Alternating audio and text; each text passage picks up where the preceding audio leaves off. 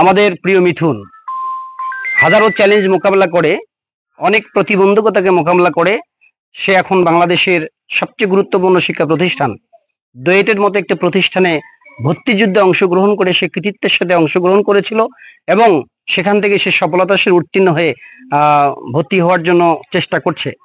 আমরা আশা করছি যে বাংলাদেশ এবং বাংলাদেশের প্রতিটি তরুণ প্রজন্ম আগামী দিনের সম্পদ, এবং আমরা মনে করি যে এরকম হাজারো মিথুন লালমনিরহাট সদরের ঘরে ঘরে হয়তো বা আছে।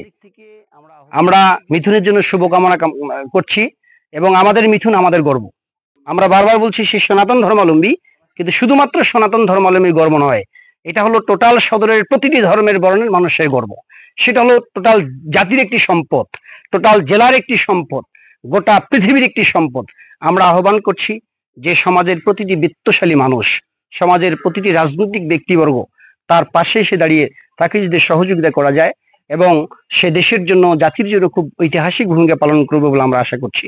আমি অনুরোধ করছি, আসুন একজন অসহায় দুস্থ কিন্তু সে মাল্টি ট্যালেন্ট একজন স্টুডেন্ট, তার পাশে দাঁড়িয়ে তাকে সহযোগিতা করে সাম্প্রদায়িক সম্প্রীতির অনন্য একটি দৃষ্টান্ত আমরা স্থাপন করি। সেই প্রত্যাশা রেখে আবারও সবাইকে সুস্বাস্থ্য এবং দীর্ঘায়ু কামনা করছি।